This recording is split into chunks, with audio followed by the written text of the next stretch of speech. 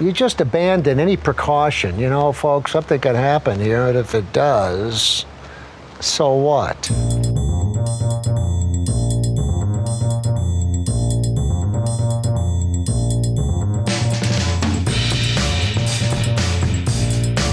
Hi, friends. Welcome to Nathan for Us, a Nathan for You rewatch podcast. My name is Kelly.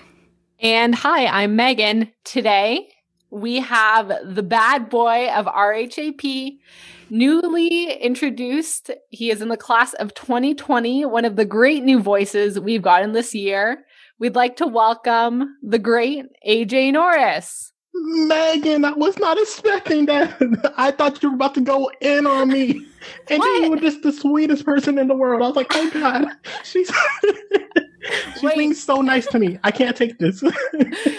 Should I have more of an edge? Do I give off this like bad boy persona as well? Should I have been harsher? I think Megan rides a motorcycle. I will admit I have once. She is a sociopath on every level. On two wheels, baby. Zoom, zoom, bitches. We need to bring the Bible out for you. Oh my God. Oh, I will swear to get that $100. If you haven't listened to any of our other podcasts before, this will be very confusing for you. But I too would only tune into the AJ episode, so no hard feelings. I would tune into every episode. They are so funny. Oh, AJ. So sweet. Wait, Yeah. You need to be harsher. How harsh? Like the guy drawing the Asians? Oh. Yeah, if you had to draw somewhat harsh characters of us, what would you draw? Oh, I would draw two stick figures. And one would say, hey, and the other one would say, fuck you, bitch. I guess it's really important who's who in this caricature. No hummingbirds. No hummingbirds. I wish I could draw. Once I drew a cow, right? Mm-hmm. And they was like, oh, your cow looks so good. Little did they know, I just traced that motherfucker. Oh. Ironically, one of the few drawings I have also done is of a cow. I had a project in like elementary school that I did on mad cow disease. So you drew like a cartoon cow? Yeah, I drew a crazy looking cow that I traced. AJ, I didn't know we had this in common. We are sneaky. We are truly bad boys. Yeah. The bad boys of the podcasting world. And then there's me. Kelly, I demand a drawing of a cow that I can post on our Instagram. I agree. Anything for you. AJ and I have already proved ourselves. You need to step up. Get on our level. This is a lot of pressure. Oh my goodness. It's okay. We will only slightly, harshly judge you. Yes. Yeah, Colin, cancel all of our Valentine's Day plans. I'm now drawing a cow for Megan and AJ instead. Name me something more romantic. I wish I could. I really do. He's welcome to also try to draw a cow. I have no issue posting them together. I would like y'all to do a cow off. Ooh. And- We won't say who's who. The people got to vote. Yes. I Cow agree off, with this. cow I am on this train. off. Cow off, cow off, cow off. Now, I've been known to have strong opinions, and one of my strong opinions is you should not wear socks and shoes inside of your house. Now, you are an American. Wait, question. Both at the same time. Yeah, and I'll explain. Okay, go. Slippers are okay, which normally you wear without socks and you got your little slippies on. Now, you're wearing straight up shoes from the streets into your home. What is wrong with you? Do you not care for comfort? So, we're relitigating this. I thought you were asking AJ if he was pro or anti. sorry, yeah, that's where I was home. going with this. I just got a little riled up again. Sorry, AJ. Kelly brought it to my attention that this might be against our negative listener. Sorry, this might be negative towards our American listeners, who are the vast majority of our listeners, and maybe I should simmer down, hold myself back. But do you wear, in America, do you wear shoes into someone else's house? You don't take them off at the front door? Okay. It depends. This is a very dependent situation. Is there a foyer or a garage where there's like concrete you step in beforehand? Or is it like, oh, you step into a garage? Don't you enter through houses through their garage? We live in Toronto. Everyone lives in condos and apartments, sadly. I'm not talking about walking through a garage. You enter their home. Yeah, you like go through the front door. Are you taking off your shoes and then walking into their house? What is the duration of my visit? A house party. What if you're going to a house party? My shoes are staying on. I need a quick getaway. Wow. What is the duration of time that requires you to take them off? Or is it a quick visit means you take them off? I take them off if it is longer than 15 minutes, and there is not a lot of people. That's fair. Now listen, I would like to say real quick. None of y'all are allowed to wear shoes in my home. Oh, see? What? None of y'all. Offhand, I would never. So this is a non-issue. This is a Canadian thing. We don't wear shoes in people's houses. But to the listeners who may visit my house.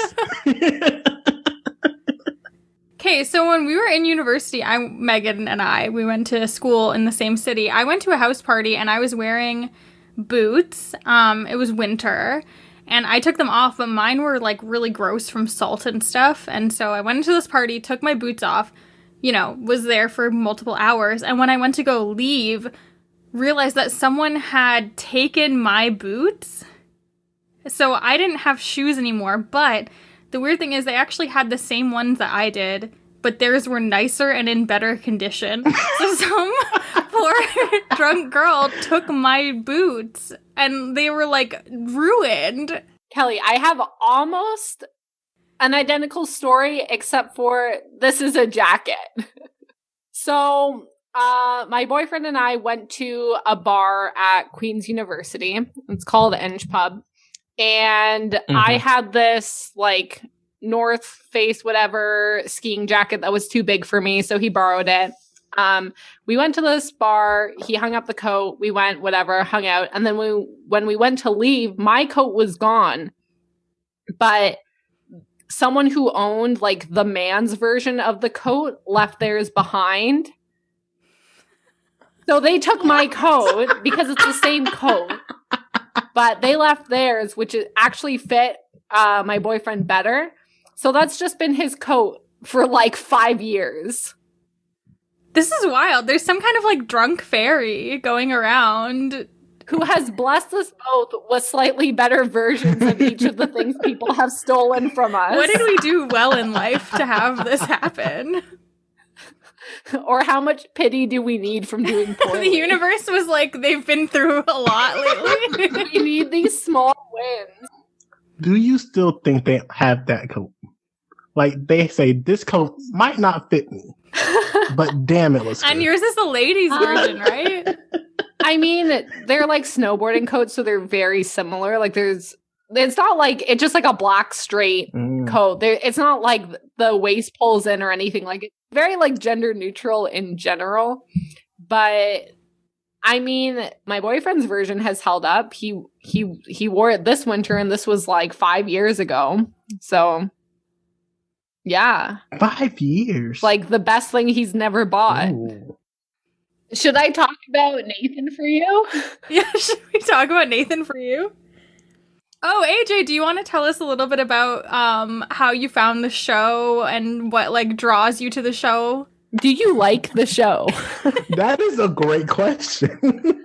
Because this show was very problematic on multiple levels.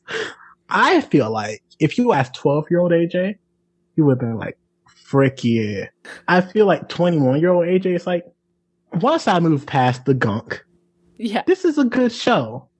Now, I got re-familiarized with it through clips on YouTube. I would watch clips on YouTube. They're like, oh, look at this funny clip. And I was like, oh, okay, ha ha ha.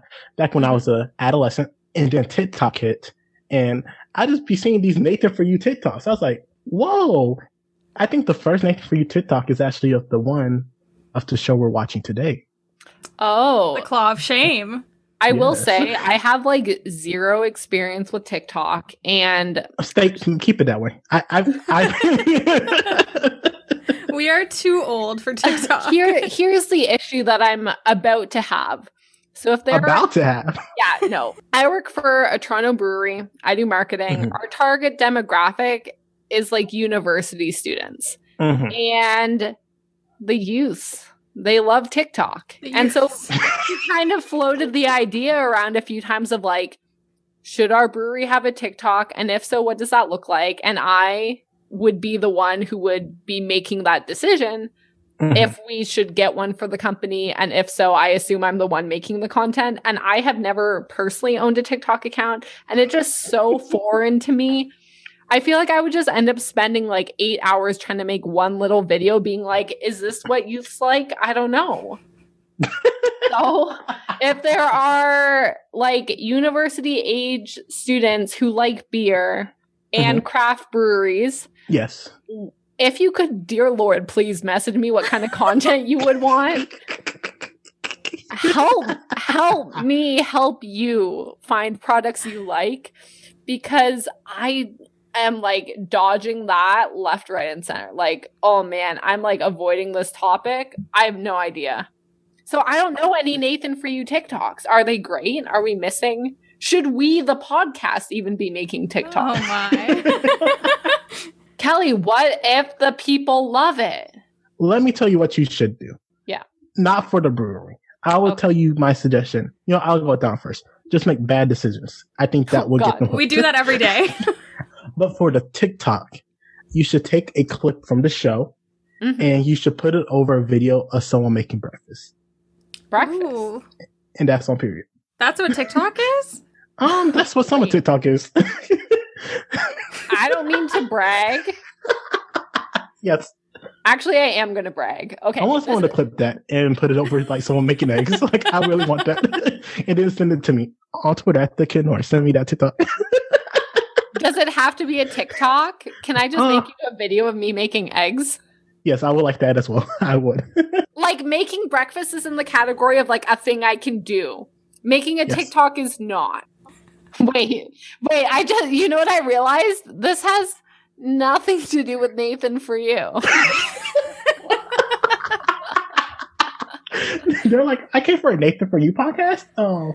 If you came for Nathan For You, just buckle up, baby. We're gonna get there. Just relax, okay? Are we? I swear to God, I'm gonna talk about it.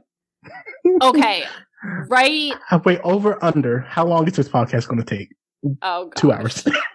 Oh, gosh. I haven't eaten dinner, so we'll see. Megan's blood sugar is gonna get low.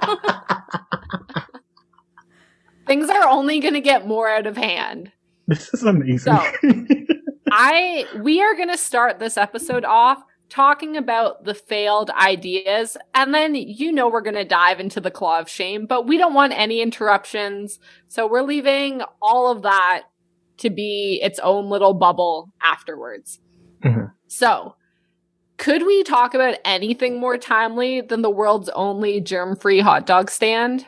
No, we couldn't. COVID friendly. No? Yes. Yes. This is a great idea.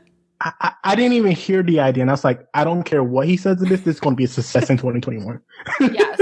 Yeah. So maybe we can tweak it a little, but essentially we see someone working at a hot dog stand and we zoom into the sign where it says, here's how this works. You touch nothing.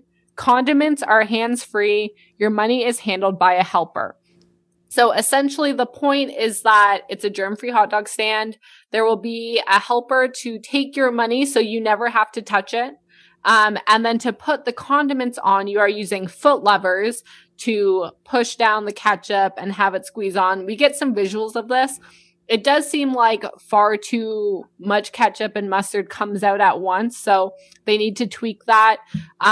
There's onions in a container where you need to pedal your feet back and forth to shake the container up and down, which makes onions kind of fling out that you're supposed to catch with the hot dog. My only thoughts during this were, with the robot we see later on, there should be a better system. My thoughts were maybe you put your hot dog in a bit of a conveyor belt and you kind of select the items you want. Ooh. And then it like already knows to put a line of like ketchup. Nobody wants mustard, but like relish. Whoa. Mayo, onions. I also don't even like pickles that much, but like for the people I'm saying like maybe a little bit of pickle because I was already so harsh on olives. But you know, those things.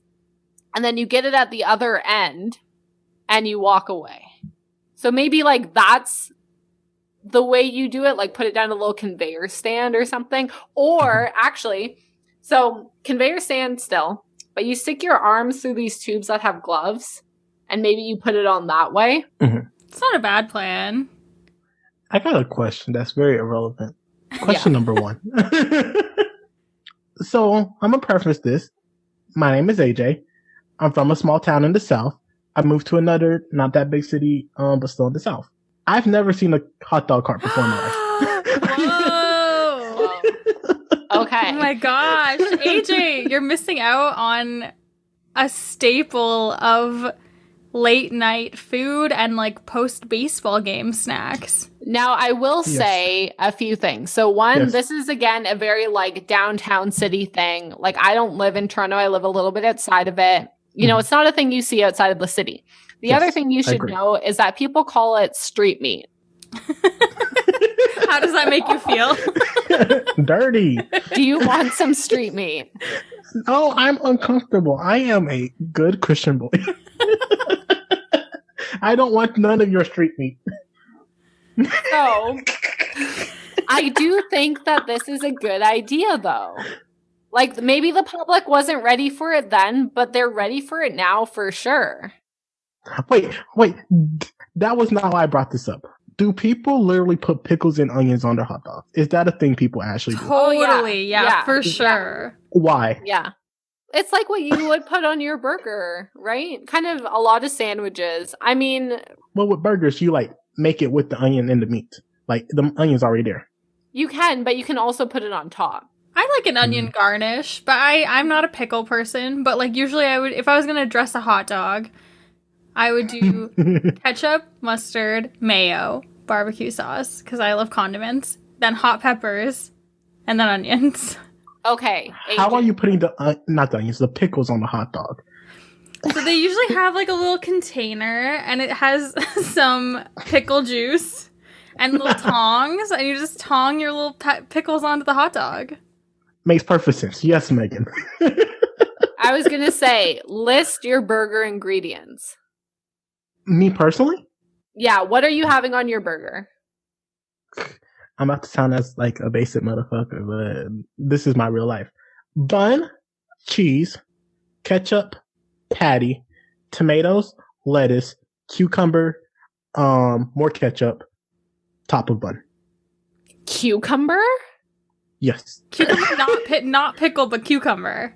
Correct. That is the correct statement. Oh, interesting. Okay. I like that. I'm not a pickle person, but I like cucumbers, so I could get on board with that.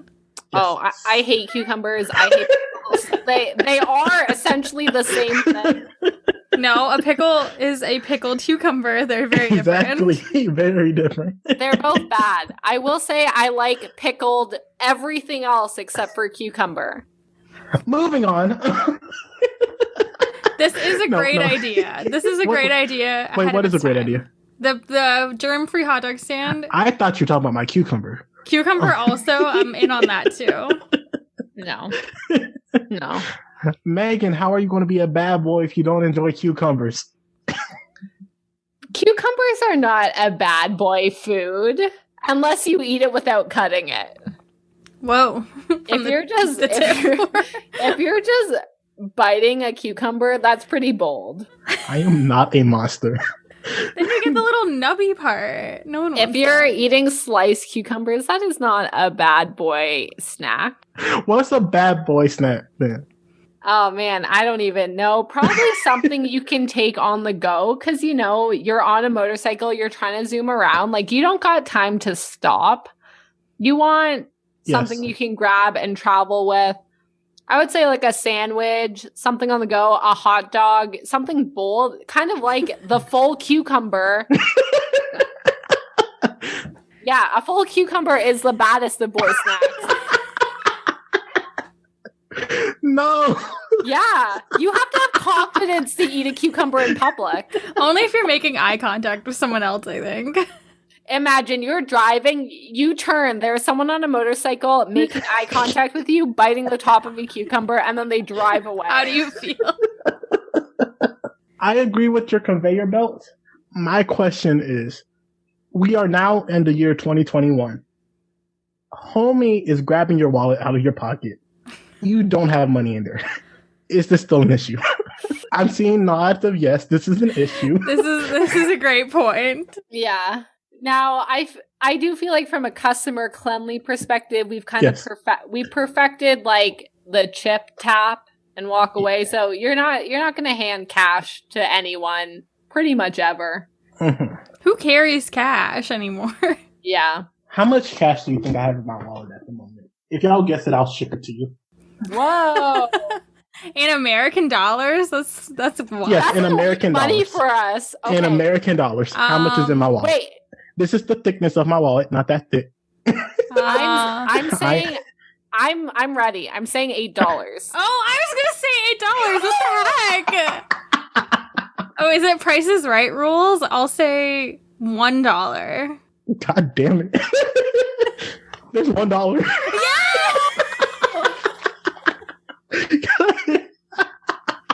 Wow, this is the best day of my life. I'm so mad I went first. That's like $1.30 Canadian. Send me your email, I'll ship it to you. Do I draw a cow on the $1 bill that AJ ships to me? Hang it on your wall. I lost my only dollar, but I love this. Maybe you could win a Canadian dollar throughout this. It's worth maybe 70 cents. A loonie. A whatchamacallit? Or perhaps a toonie. No, we're not rich. Come on now. Pause. We're not shipping toonies. Y'all are being serious. Yeah, our currency is loonies and toonies. I thought you were talking about Bugs Bunny. You were making a joke at my expense. You don't know Canadian currency? I know it's colorful. Yeah. Oh yeah, we have like $1 coins and $2 coins. And it's a loonie and a toonie. Also, colorful bills are just smart. It's easy to identify. It's so hard. It's so hard to count American money. You look at the white man on the bill and be like, is this white man or the other white man? Our second segment of the failed Nathan For You segment is the Animal Hospital, where they basically are offering an add-on service where someone will record a voiceover with a picture of the person's pet and talk about the fact that the pet has passed on and, they're so sad to be gone, but they're very happy that they're in heaven. And then you can show that to your children to explain the fact that the pet passed away. Very sad, emotional segment, very unhinged. And, of course, the child that they show absolutely hates this and cries. So, I took 2 notes for this entire show, y'all saw. One of the notes was about this segment. And it says, oh, he said tier less, not tier list. Which made me say, would y'all like to tier list away to tell your child that your dog has died? Oh. I feel like this is like probably bottom tier for me. I guess I have a different opinion. Oh, go Megan, go. I personally think this is a kind of good idea. That's it. Really? That's it. Yeah. So this child said he wasn't a fan of the voice used because it didn't sound like his dog. If you got a voice actor who maybe like put on more of like a barking voice and kind of, could imitate like the dog a little bit. Does your dog talk to you? So the kid's complaint is like, this doesn't sound like my dog. He didn't say like, this is a bad plan, Nathan. So I think it could actually be a good idea. Like, having the pet in like a happy place, if they put a little bit more effort into the video, like the animal itself breaking the news to, again, a very small child who would get fooled by this, I don't think that's that bad of a plan. Because if not, your animal just completely disappears and you have no closure, and then you're scarred for the rest of your life.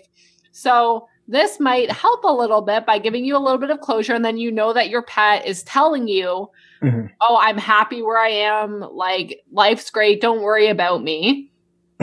So I think that it's actually not a bad idea. You would just need to tweak some things. Well, okay, part of my issue, though, is that I put on my own voice for both my pets. So maybe it's just like I would imagine my own voice. So maybe, like, if it's a parent doing the video voiceover, would that be better? Maybe the parent should do it. But what if it's a single parent? They're like, hey, I'm going to leave you in the waiting room for 20 minutes. I need to go back here and talk to Nathan about something. You can go hang out with like a family friend. Got to go quickly record a video. But I think that, you know, again, with a few tweaks, this is a good idea. This is a half decent idea for a child small enough who can't realize, like, if your child still believes in like Santa, your child's going to believe this. Next, quote unquote, failed idea is Nathan approached a bar with an innovative way of stopping drunks from getting behind the wheel. So we know that Nathan is a prolific magician. He's been doing it since he was a child. So therefore, he is the perfect candidate for this role. So he decided that a street magician should be doing tricks outside of the bar to trick patrons into testing their blood alcohol level by breathing into the end of a wand. So he asks them for their car keys so he can do a trick. He has them blow into the end of a wand. Therefore, he can determine if they have drank too much to drive.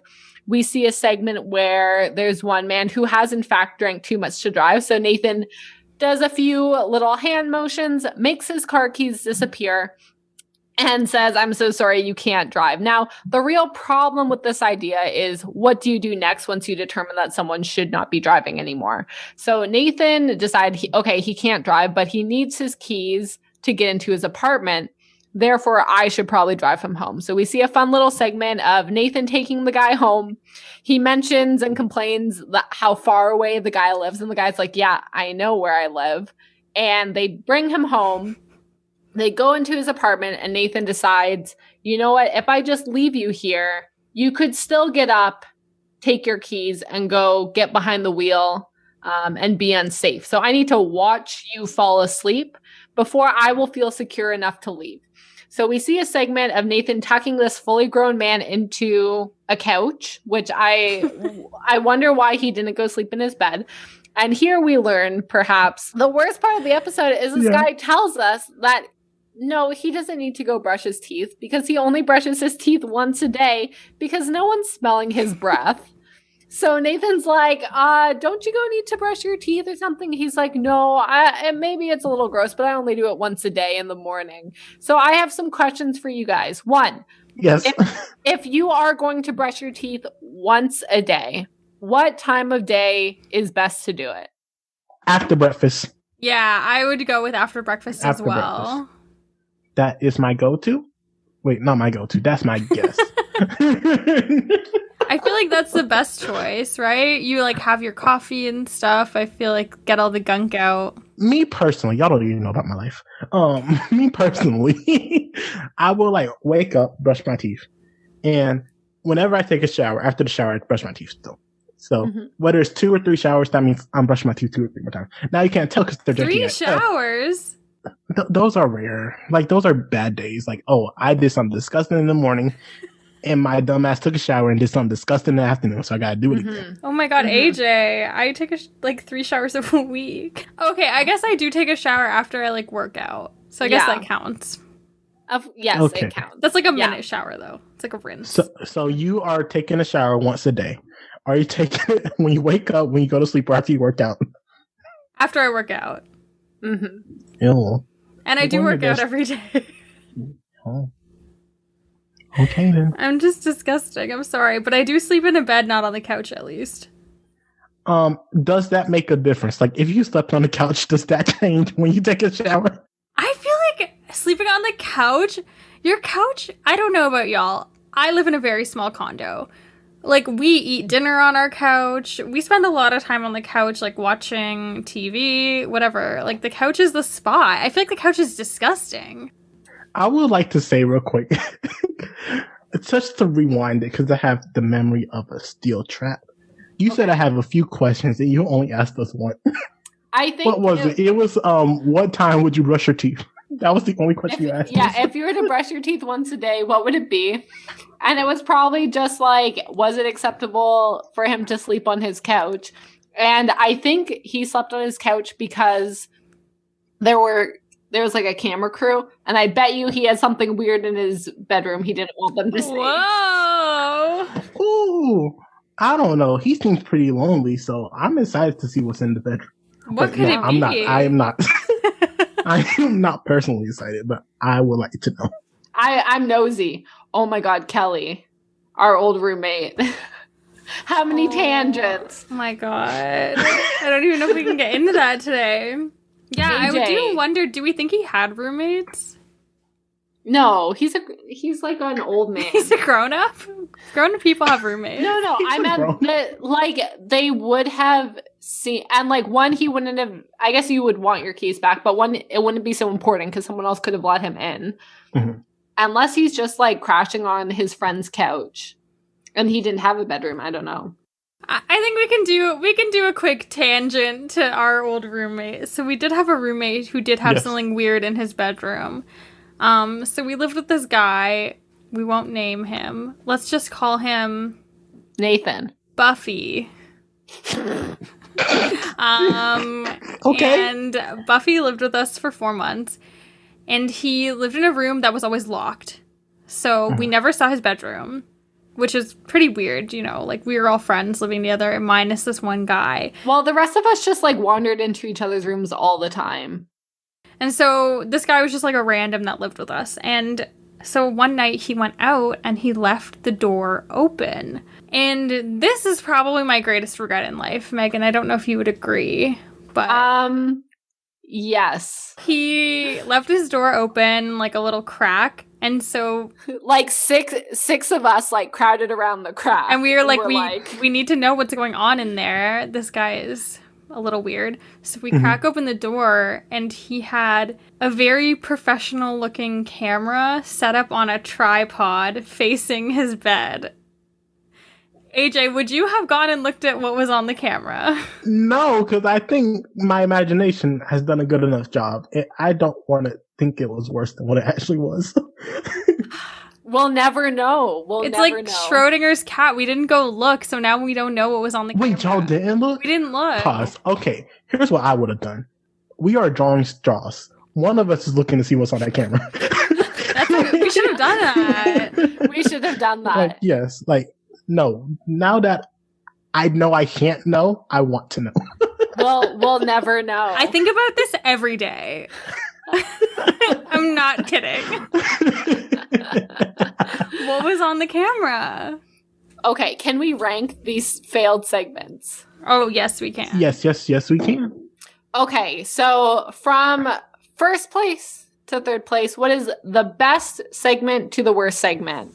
Can you define best and worst for me? Like, I would like the definition, like how much I enjoyed watching it or how practical it is.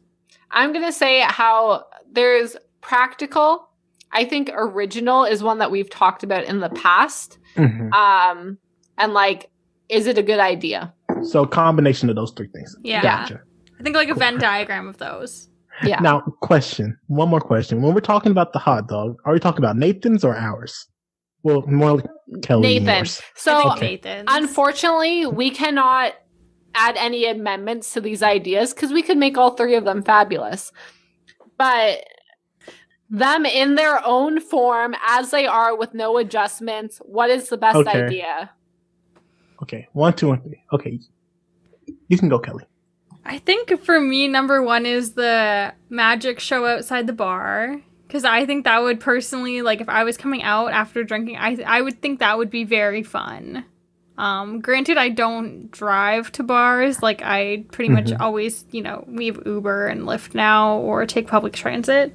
But maybe you blow into the blood alcohol test and they're like, hey, you're too drunk to decide if you should go home with this person.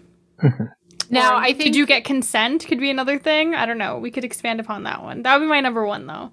I do think we should go around and each say our number one, and then all of us say our number two, and then all of us say our number three. Okay. So, AJ, what is your number one? I have to agree with Kelly here. Now, I didn't think consent could be an issue, but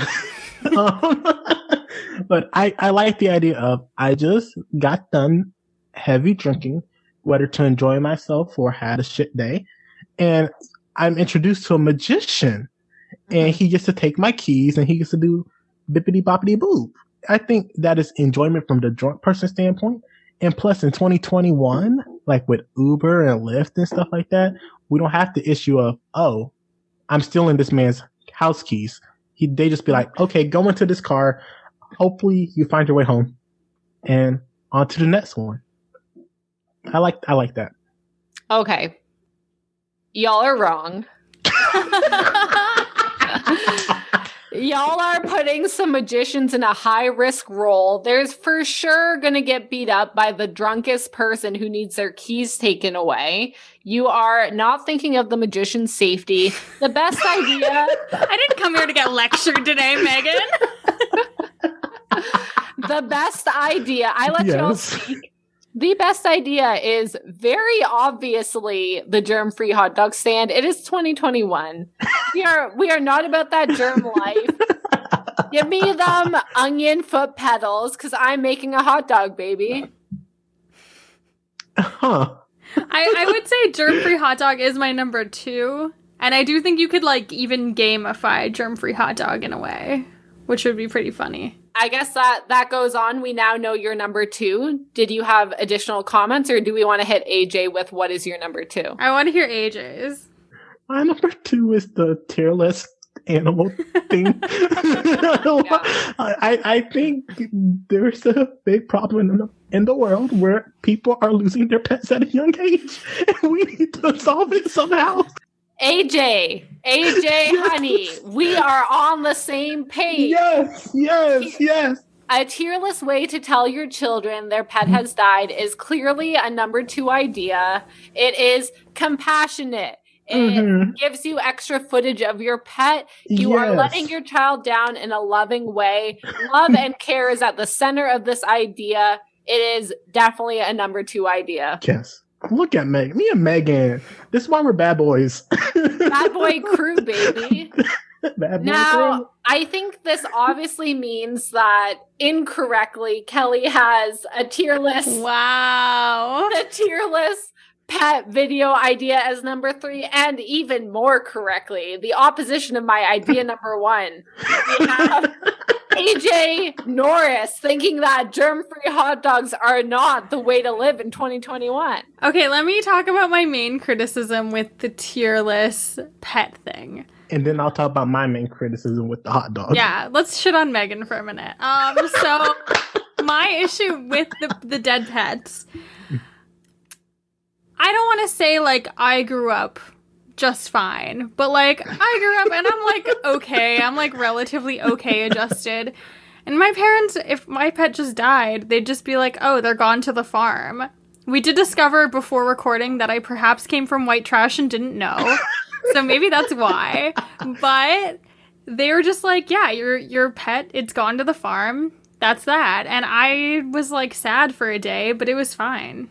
I got over it. I need to be lied to. So I want to be let down easy. Do not tell me the truth. Tell me what makes me feel okay.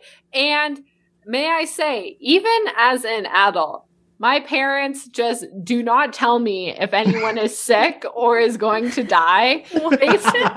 They spring that on me way later, especially when I was at university. My family, we have a lot of pets. My parents are divorced and remarried. They both have had many pets.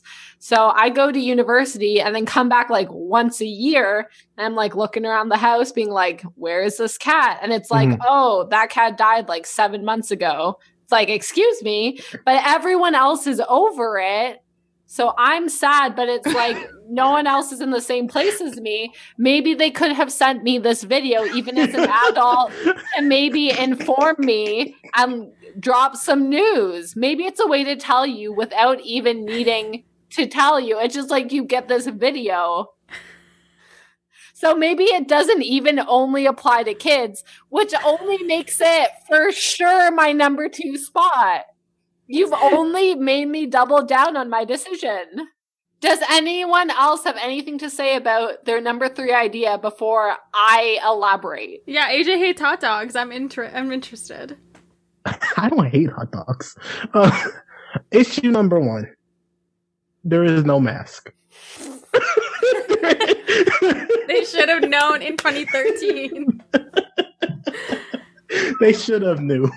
I've been new. They should have been known. That is it. Oh my god. I'm imagining Nathan comes out in like a Halloween mask to serve the hot dogs. Now, we do know Yes. that Nathan Fielder does wear a mask. He did put out a video recently nomming on some M&Ms Oh yes. sneaking them into his mask. So we know he's a fan of masks, and I am confident. I'm confident that if he were to have this idea this year, there would be people wearing masks, and it might even be more extreme and more germ-free. So, Can I derail us? I don't think you need to ask. Okay, I would like to rank M&Ms, peanut M&Ms, and Skittles. Ooh. What is the best food to sneak? Oh, peanut M&Ms are number 1 for sure. Then normal M&Ms, then Skittles. you know what? We actually agree. What? Now you're making sense. That order is perfection. I have nothing to say. Why is Skittles last? Why are we not sneaking in Skittles? Taste the rainbow. Chocolate is better than like fruity gummies. And I think Megan and I both also had braces, and I think Skittles were one of the things that you couldn't really eat with braces, whereas chocolate melts, so you can always eat that. Oh, so this is a you issue. Yeah. Yeah. Wait, AJ, I think we determined most things are a me issue. Oh my god. Okay, thank you for one of our shorter derailings. Now, if I may say, the magician at the bar is the worst idea. I've said it before. I'm going to say it again. Do not put magicians who are already an at-risk demographic. Megan's like, frontline workers, you're fine. Magicians, though, they should be getting the vaccine first. I did not say that. Do not come for me. You just Right. called them at-risk workers. They are, if you are putting them in the position to take drunk people's keys. You're going to need some really buff magicians. That sounds sexy. I mean, we're talking... Maybe that's on your camera. We're talking about my ideal man all of a sudden, but, you know, A buff magician. a buff magician is like my key demographic. Megan saw Magic Mike and was like, where's the magic?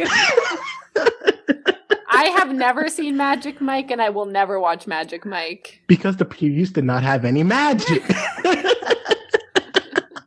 So should we get into the name of the episode, The Claw of Shame? I would like to say I'm having a great time. Oh, good. As long as we are, it'll make up for the viewers not. The listeners are loving it, I'm sure. Are Don't they? tell us if you aren't. Kelly, do you want to explain this Claw of Shame? Yes, so the Claw of Shame. This is an idea that Nathan had dreamed up because people were criticizing him for not taking the most risks. So he thought, I'm going to take the biggest risk of all time by potentially having to go to jail for being a sex offender. So essentially, he dreams up this whole thing where he's like, okay, I've always been into magic. I'm going to learn how to escape from some handcuffs so that I can make sure that I can stop this machine, which if I don't stop it in 90 seconds, will be pulling down my pants in front of an audience of children There will be an LAPD officer who will be standing by, who will arrest me if my pants and underwear come down and I expose myself to children. And we go into this entire explanation of how Nathan is able to set this up. So, I believe there is this famous quote. Please forgive me when I butcher this. We could end up dead or worse, expelled. Yes. Yes, Hermione. Like, yeah, this had the same energy. Yes. 100%. And I love this so much. I think if you bring this here, I'm like sold. Well, Yeah. I'm not sold. Don't expose yourself to children. But for Nathan, I'm okay with this segment. Now, to be fair, his goal is to not expose himself. And his original idea was that there would be two people using rope to pull down his pants, and he would be exposing himself to a room of adults. Now, he decides to consult. Actually, should we talk about the escape artist first? I got the order wrong. Yeah. Let's Okay. talk about the escape artist. Okay, so after explaining the risks involved and what Nathan plans on doing, he needs to learn how to escape a set of handcuffs. So he was a magician as a teenager, but he's not an escape master. So he booked a class with escape master Mark Pascal so he can learn to pick the lock on a pair of handcuffs. We now see a segment, a bit of a montage of Mark teaching Nathan what to do. He uses a shim, which is normally a hairpin that's stuck in your hair, and it's been adapted a little bit that you can use to pick the lock. Now, after Nathan is taught how to use it, his first attempt takes 34 minutes, and he has to get it down to 90 seconds.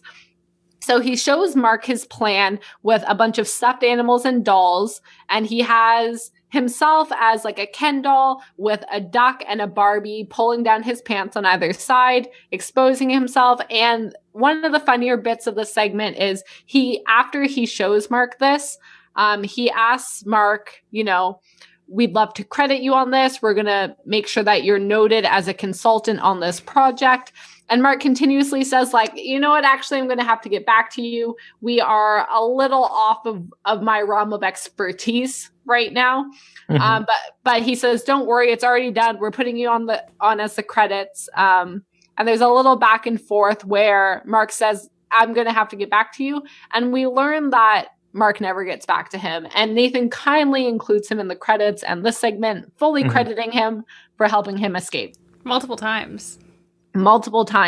Now, Nathan then decides he's going to practice, and it takes him about a month of practice to finally get his time down to getting out of those handcuffs.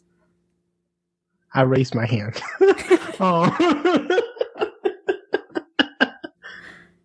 Who did it better, Mark or the funeral lady from last week?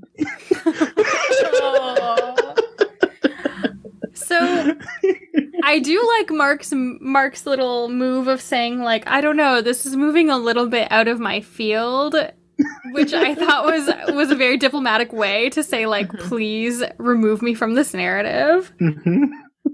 But I still do think Candy, to me, she showed a little bit more emotion when she was turning Nathan down, whereas Mark just seemed like he was getting more irritated. Now, the issue with Candy's response is that she would say, I'm leaning more yes than no. But I think Mark was truly leaning more no than yes. That's fair.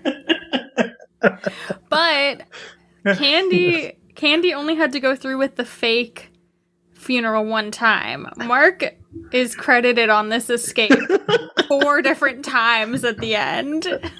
So I think the avoidance strategy was actually worse for him. I think if he explicitly said, no, do not put me on this, then they wouldn't have been able to. Now, at that point, he had already signed paperwork and was being filmed for the show. So I wonder if he even had the option of not crediting himself if he had explicitly said no. So Nathan then decides he needs to essentially find someone who's going to explain precisely what will get him charged as a sex offender if he goes through with this. Mm-hmm. So he finds this retired judge, who is the Honorable Anthony Filosa, which I want to say off the bat, Anthony Filosa has passed away. Very sad.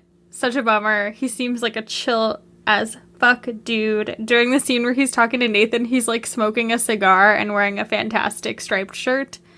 So lots of love to Anthony Filosa.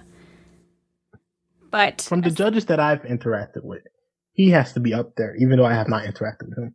But I watched him on TV. Sorry, all interactions these days are virtual, so it's probably as close as you could get to him in 2021.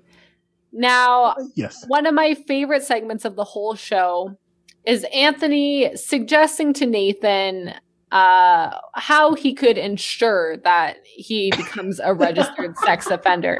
Now, the subtle words of Anthony, he asked Nathan some specific questions. Nathan says, you know, they're going to pull my pants down and I will be exposed to a group of adults. And all Anthony says is adults, not children, which leads Nathan to say, oh, like, is that wrong? Should it be children? And Anthony says, you know, it's not my place to say, which of course cues Nathan that this is exactly what I should do. Question.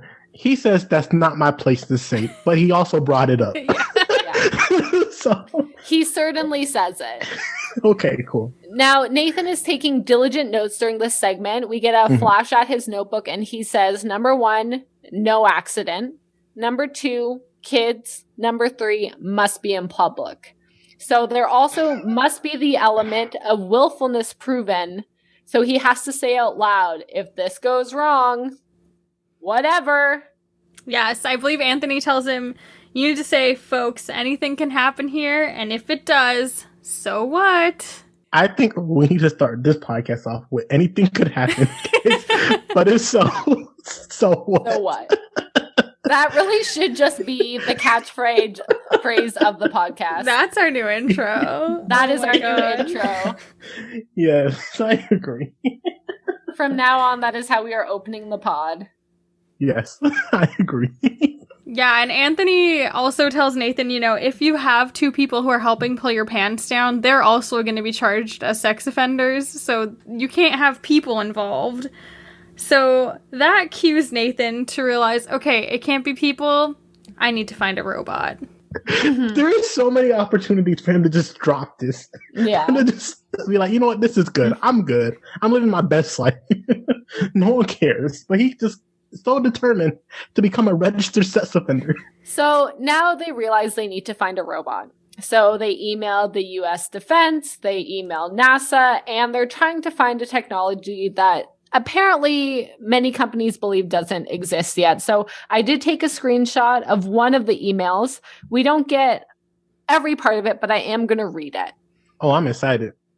So it says, if the latter doesn't need to be in a particular studio, or can it happen in an off-site lab? Time frame and budget, ...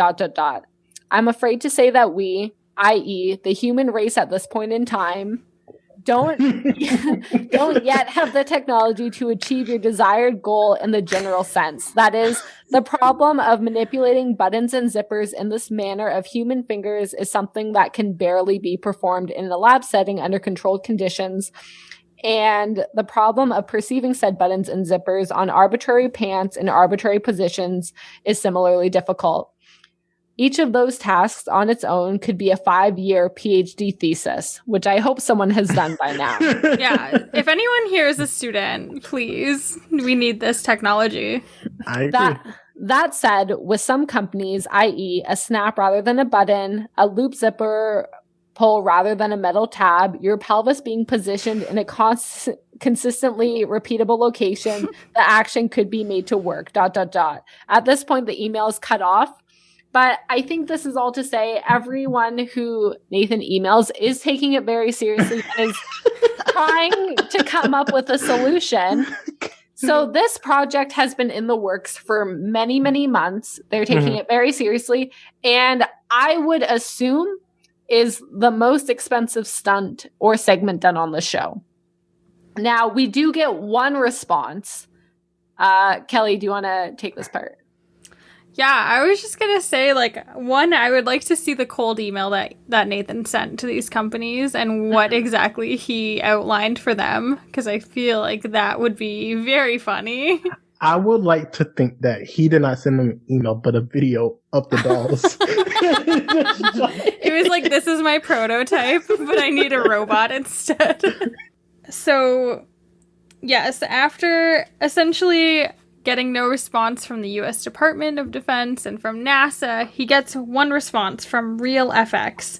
And so this is like some sort of FX company in LA, I would assume, and they say they can do it. So he goes and meets up with this guy, John, who is an engineer, and he essentially shows John exactly what he needs to happen. John says, yeah, we have this like robot arm that can do it. The only thing is we're going to need you to get some special pants and underwear made so that it's easier for the robot to be able to pull your pants down.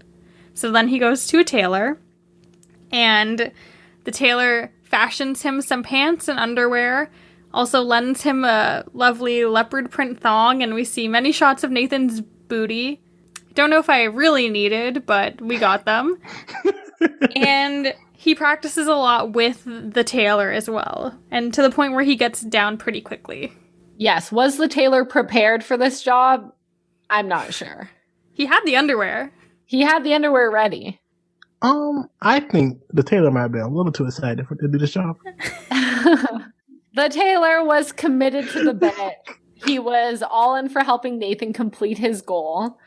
And something that I love is throughout this segment, like, I really feel like there's this professional aura around this machine. You know, we're getting very high-tech animations that are put into corners, previewing the claw coming later in the segment. Throughout this, we're getting these great voiceovers. We're seeing these really cool shots of the robotic arm, which is the KR-15-2.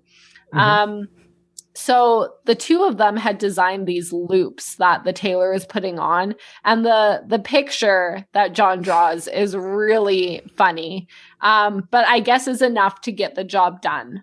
After the pants get made with the appropriate loops, they get sent to Real FX, and the robot is then able to practice over and over and over again, taking off the pants, unzipping it, doing the underwear in that order to, you know, really build suspense for the crowd. Yeah, and shortly after that, Nathan decides he would want to meet up with a convicted criminal who went to jail for 11 years for violent crimes, because he wants to hear what it would be like if he does end up going to prison. So he's like, I want to meet up with someone who's been inside. He meets up with Jimmy Murphy, who served over 11 years for violent crimes. And essentially what Jimmy tells him is that if you are a sex offender, that's going to be bad for you in prison. And an example that he gives is that you might find a couple Snickers bars on your pillow, and then you might eat them, and then another inmate might say, well, you need to pay for them now, and then you might find your head bouncing off of a belt buckle of that inmate. Now, the part of the story I would personally like to focus on is the Snickers bar.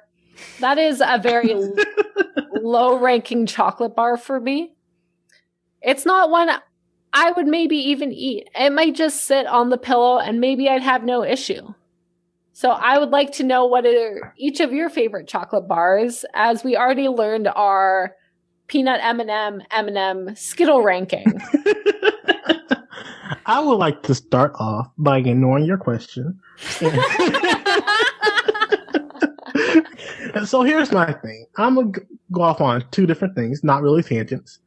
In what world do you just see a candy bar on your pillow and be like, oh, this is mine? Someone was so gracious enough in prison to just give me candy. I may have committed a sex offender crime, but at least I get a Snickers out of this without even asking. I feel like there is a strong possibility that one, it is your cellmates, or two, you could get raped for this. Now, I think if you just eat the Snickers, you should just leave and be like, oh, they might come back later for your Snickers. Number two, Twizzlers. It is not a chocolate, but it is a candy. It is a candy that I enjoy very much. I don't eat other people's chocolate because chocolate could get melty and gooey and gunky. And I feel like I like the idea of it being sturdy when I enter. Y'all know the heating system in prison. Y'all might not know, but I can imagine it's not great. Yeah, it probably ain't like great. Y'all ain't keeping it at a cool 73 degrees in there. I don't think they care. So, would you eat a melted Snickers? I like your Twizzlers point. It's not something that I thought of, but yeah, Twizzlers, not only do they not melt, but you could eat like one and then like save the rest. Like you could kind of hoard your Twizzlers instead of having to eat the whole chocolate bar. A Twizzler is not a chocolate bar. That is all I need to say on that. I asked, what is your favorite chocolate bar? You said Twizzler. Okay, I got a question. Yeah. Is a Reese's cup a chocolate bar? Oh. Yes, and Reese's are the best of all time. 100%. I don't think they're a chocolate bar, but I do think they're the best. They are the best. They are the best. Yes. They are the best. They're a chocolate like treat. I don't know if I'd call them a bar. In addition, you would never get in trouble because they come in packs of 3 and you can share them. 3? Oh, yeah. Yeah, in Canada they come in packs of 3. What is this wonderful world I am missing? Because we are overindulgent Canadians who require a little more. Need a little extra sugar. I like to think your government's been like, y'all been good this year, so y'all get the extra Reese's.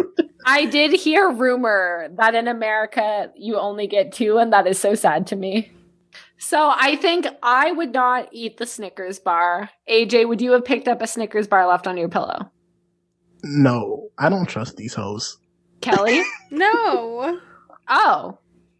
Now, Kelly, would you like to describe what Nathan says next? Because I'm hardcore dipping and dodging. Can I keep dodging in the rail? Because, like I said, I wrote 2 notes. Mm-hmm. Here's the other note. So first off, I wrote Jamie, but I know his name is not Jamie. It's Jesse, right? Jimmy. His name is Jimmy. Jimmy Murphy. Okay. So Jimmy Murphy. I put parentheses jail guy. Mm-hmm. And it says, has a tattoo of pie on his back. Oh. What? I did not even notice this. The pie symbol on his back. And I was like, hold up, I gotta rewind. And it was right there, like right. Like 3.14159. I thought you meant a piece of pie, and I must admit, I was more excited about that. I am not a pie person, but that seems like a fun tattoo. Like math or the food? Which are you not one of? Really neither. Which is the fun tattoo, though? The piece of pie, the slice of pie is a fun tattoo. But, again, I'm not that big of a pie person. Here's my thing. That came out of nowhere for me.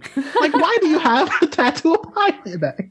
That's my question. Maybe he loves math. Maybe he was a math teacher. Or is a math teacher.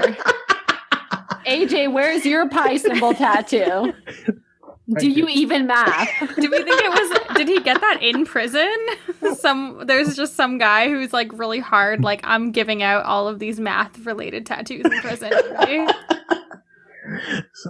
Someone's getting I, someone's getting negative infinity, someone's getting the square root of 2.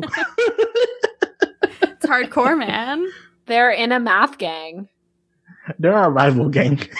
Sine, cosine, sine. 3.14159. What was that?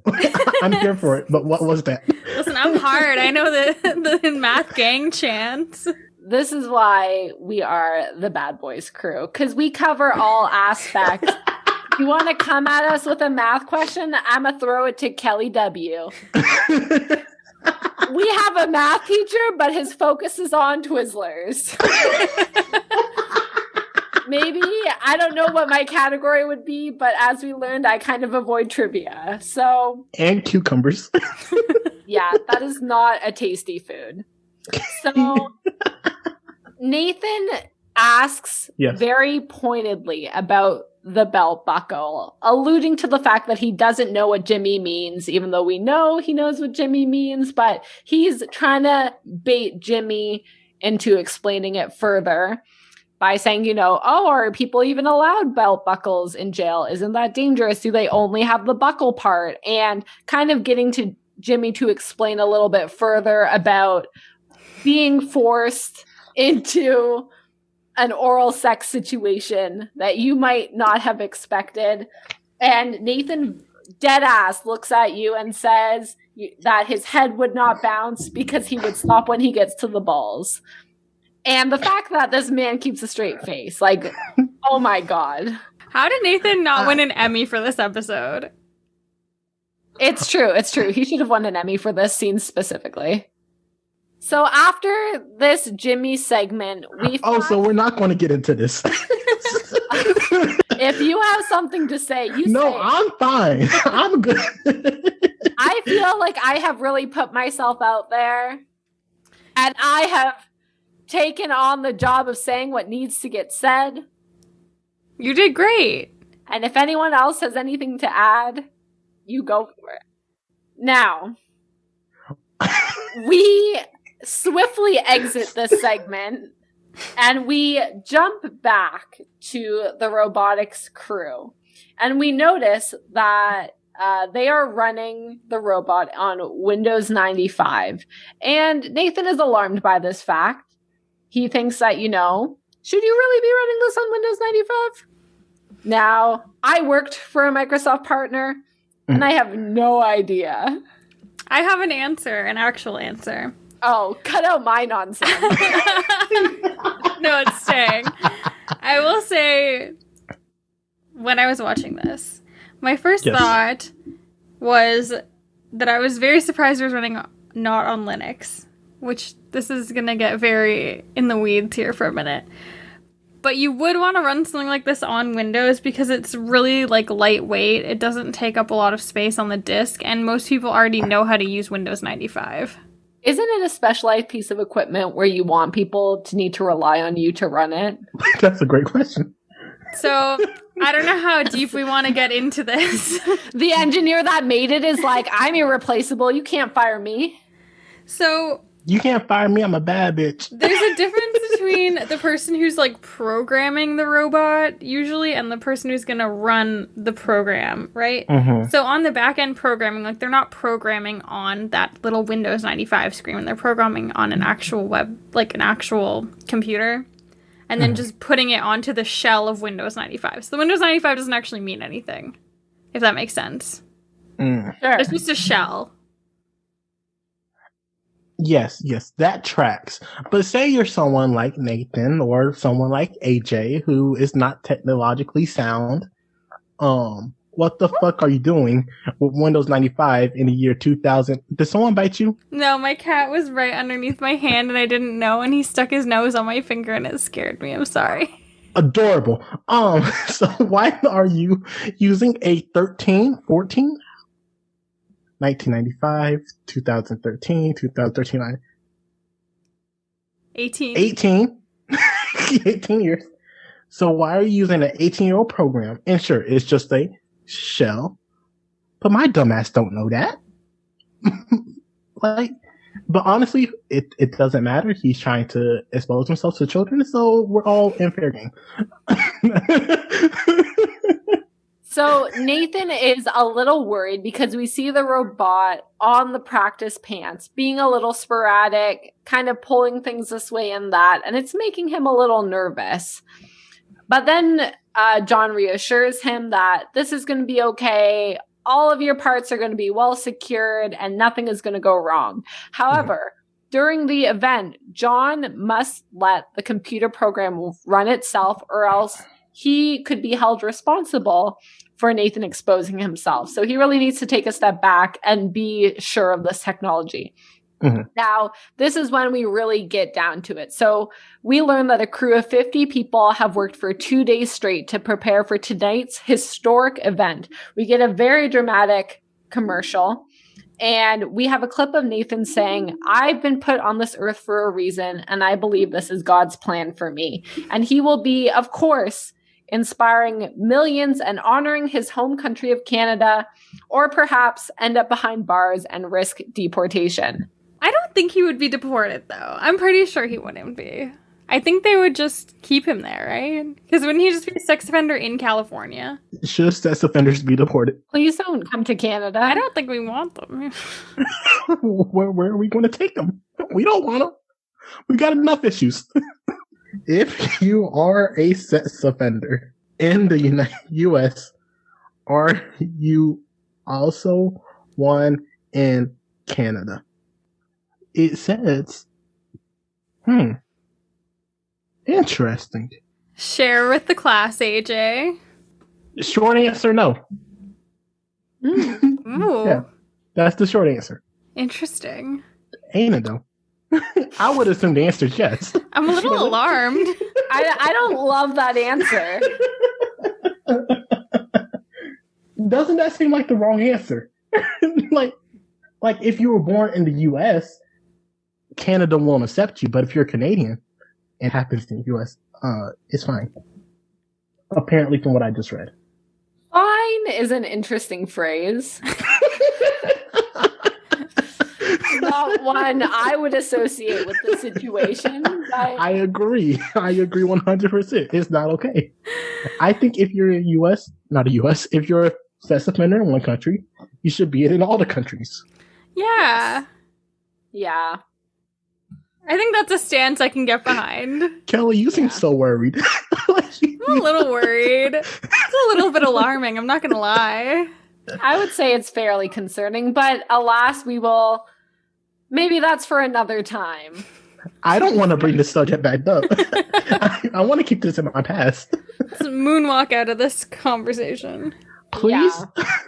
So we get a countdown to the claw of shame that we see throughout the episode. And what's kind of fun is that the countdown timer pairs well with the minutes of the episode. So when it says there's 8 minutes left, 8 minutes later in the episode, that's when the claw of shame hits you. I don't know how that would work with commercials, but with my online viewing, it was delightful.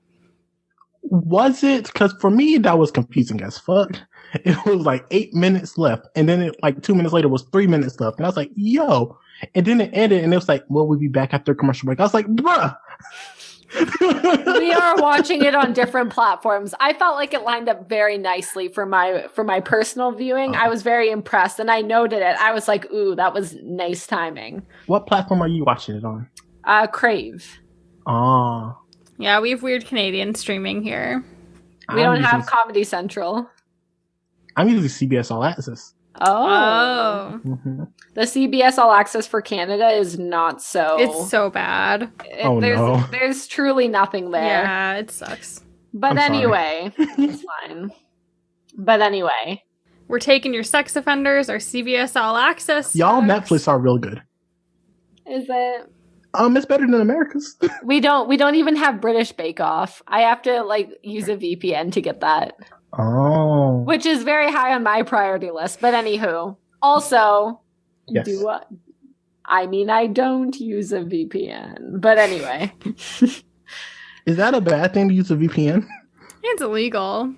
It's illegal? I don't know, though. Whoa. We just learned that you can be a sex offender in the U.S. and come back to Canada, so does it matter if you use a VPN?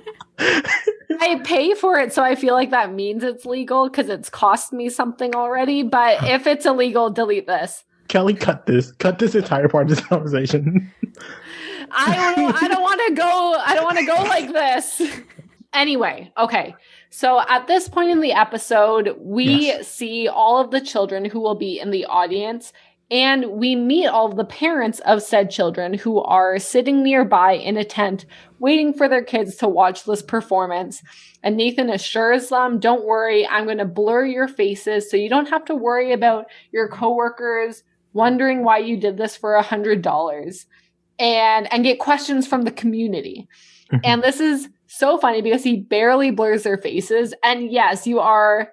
I think it's pretty safe to say you're a terrible parent if you did this, right? Now, are you? I would say there are better ways to make $100 than signing your kids up for this. And if even Nathan Fielder is reaming you out for this, there is a problem. There is a problem. You are the problem.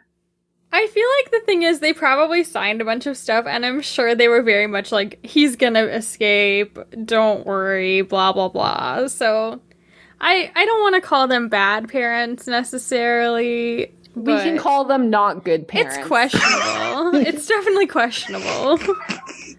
They are more bad than good. They're chaotic bad.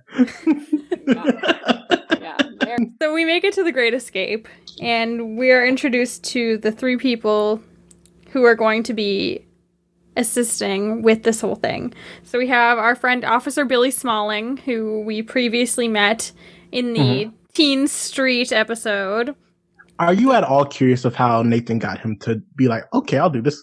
Yeah, he's like the LAPD officer guy. I don't know. It's like, do we think they're personal friends? I feel like once you do one episode, you're like, I'm all in. This is what I do. Anytime you need me, I'll be there. Hilarious, entertaining, and you pay me. Okay. And you're a consenting adult. We love consent. We are a pro-consent podcast. Yes.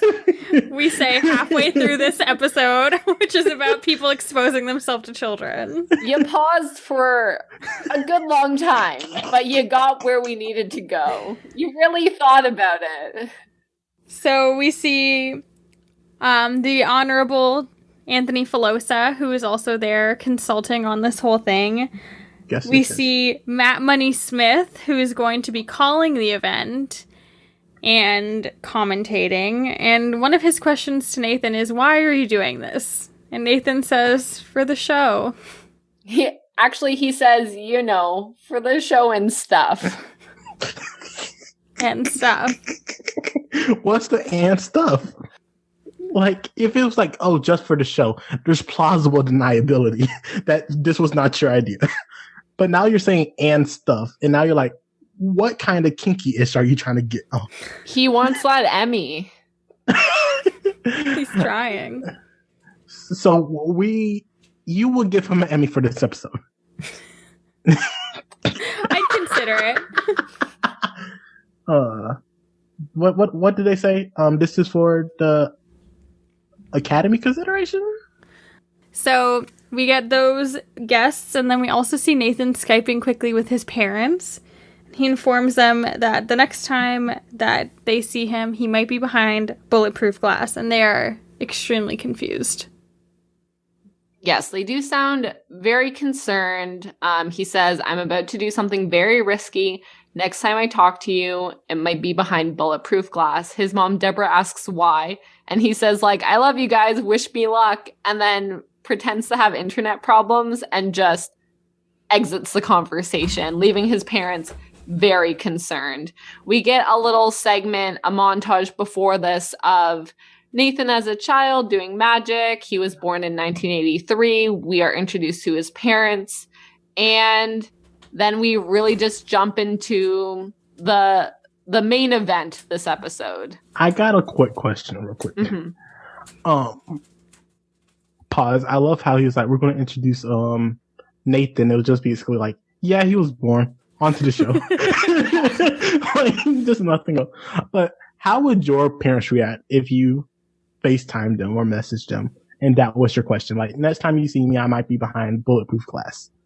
Sherry, Kelly's mom would be very upset.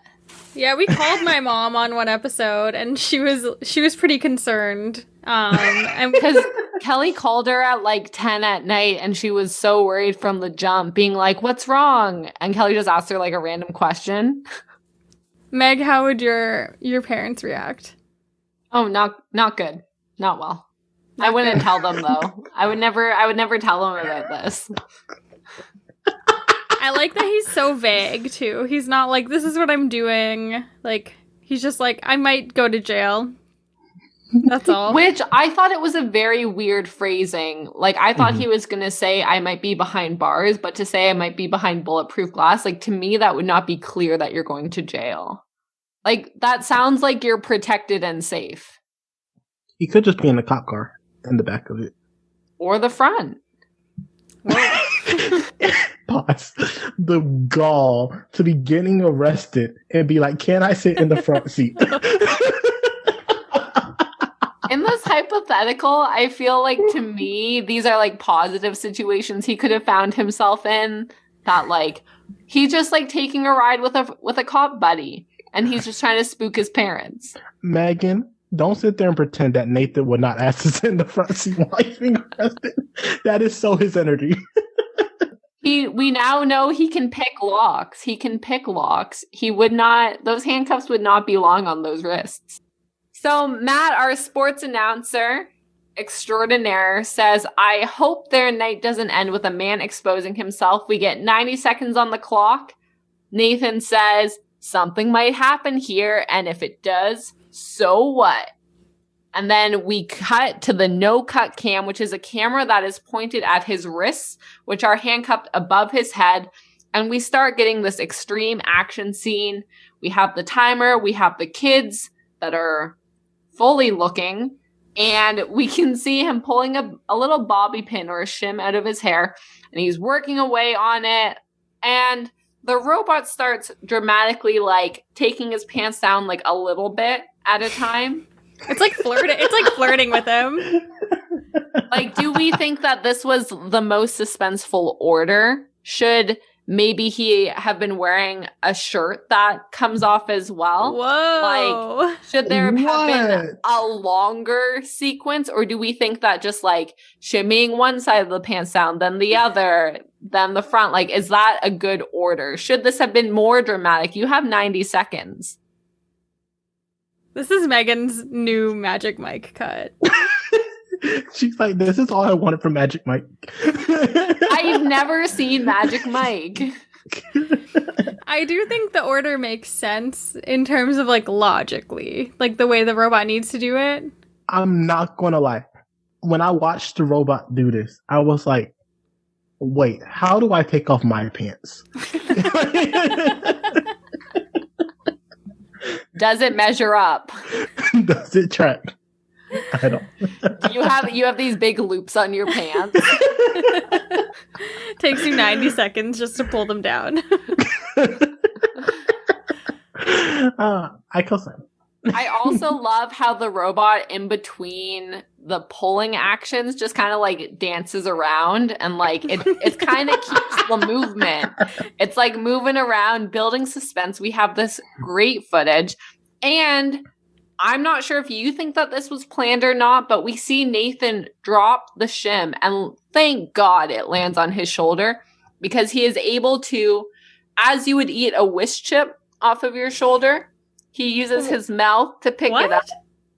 What? What do you mean? I have no idea what you're describing. As you would eat a what? A wish chip? This is a known thing. No, it's not. Do you know what a wish chip is? I know. That's like a folded over chip, right? Yeah, a foldy chip. A foldy But chip. why are you eating it off your shoulder? You're supposed to eat wish chips off of your shoulder. This one. I've never heard this. This is well known. This is fine. I feel confident saying this. The chip cannot be touched by the thumb. It must be picked up between. Are you Googling? You're supposed to put wish chips on your shoulder and then eat them. I can't say it any more clearly. Should we ask Urban Dictionary? I think we should. Listeners, we need your feedback here. Have you heard of this? Is this should this be a TikTok trend? Yes.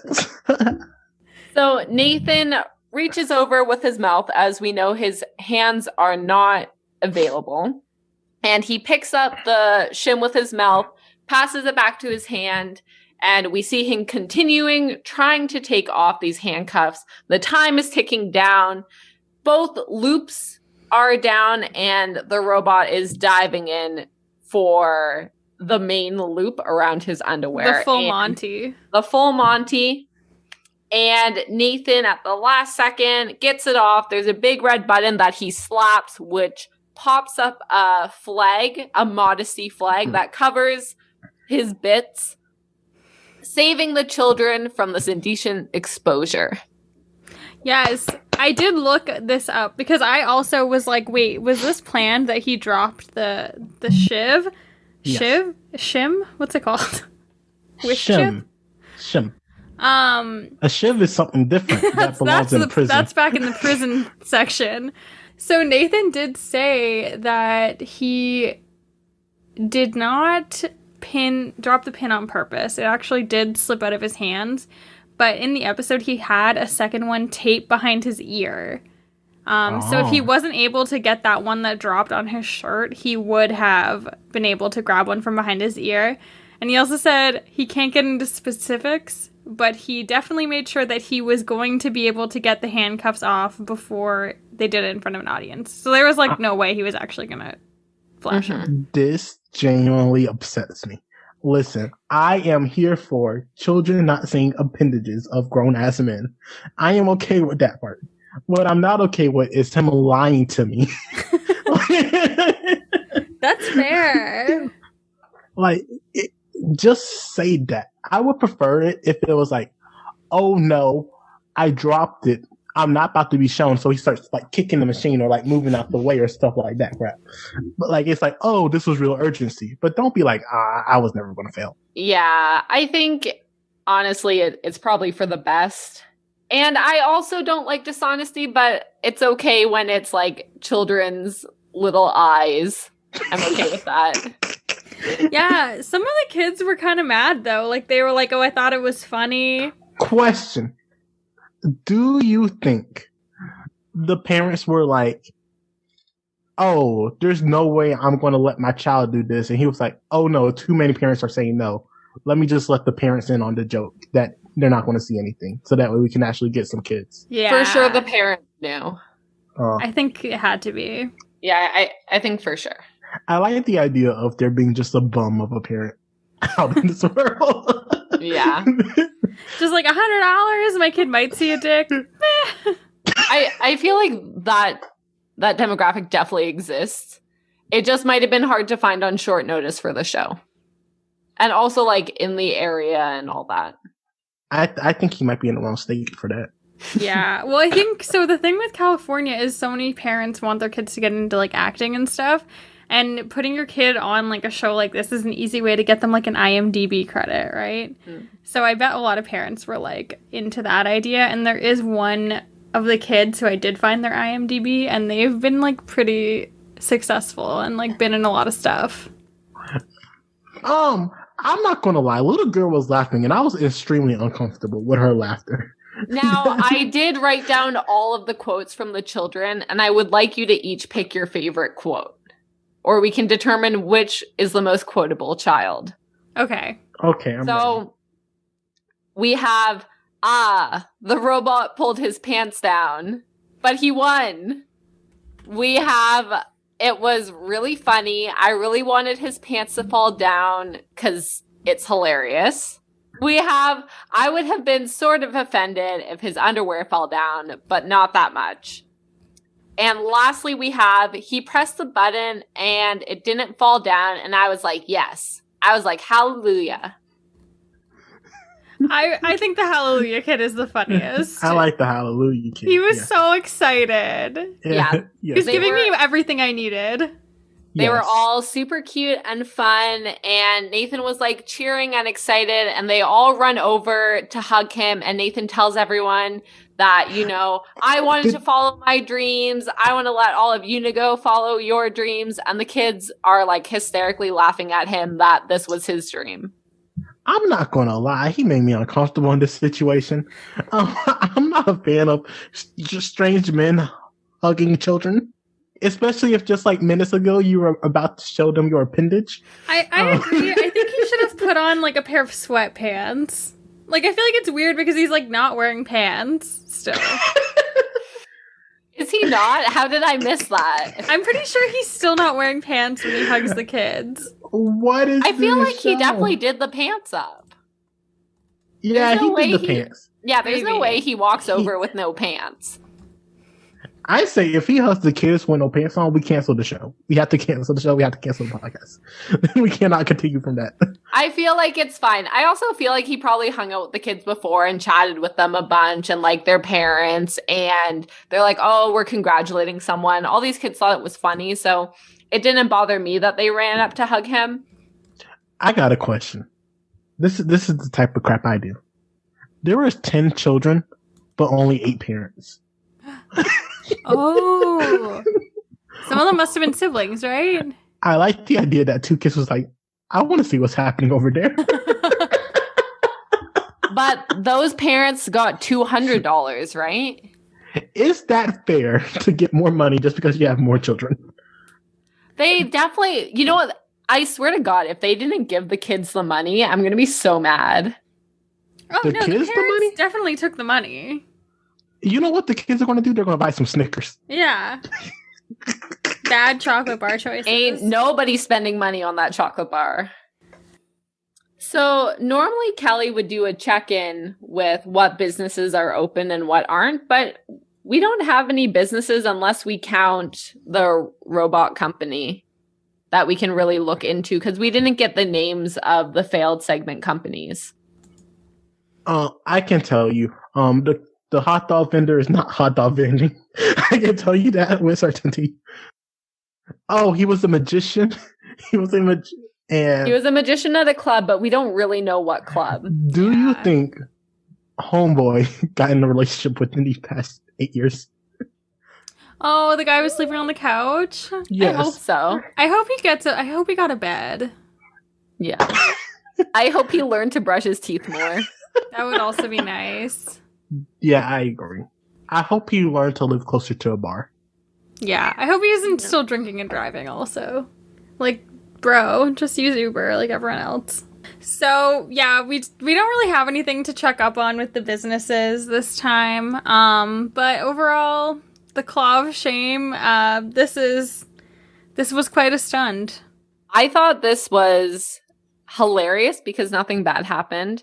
And I especially liked how much effort they put into the graphics and pitching it. I think you said you found the person who did the voiceover. So the guy who did the voiceover for the animal hospital, from what I can find, it looks like his name is Taishi Mizuno, like the shoe company. And he has done a lot of work. So he has been a producer on a bunch of different stuff. It looks like he was on an episode of Westworld. Looks like he's had some pretty good success, so. That's very Westworld. cool. Yeah, I have not watched. Is Westworld a good show? I've seen most of the first season and I did like what I saw and I couldn't tell you why I stopped watching it. Megan, that is the most relatable thing you have ever said. Relatable. Like, I agree. Everything you said, I was like, yes, yes, yes. Yeah. Most of the time, if I stop watching an episode or a show, it's because I've caught up to when you have to wait every week, and I just bail until it's all out. See, I'm an emotional watcher. Mhm. Like, I get invested, and sometimes I'm like, I can't do this. Yeah. I can't do this right now. And then if I can't do it right now, it seems like now never comes. I've been meaning. So I watched the first season of Dark on Netflix, which I loved. But it was a lot to, like, you really have to focus to, like, remember who everyone is, or at least I needed to focus a lot.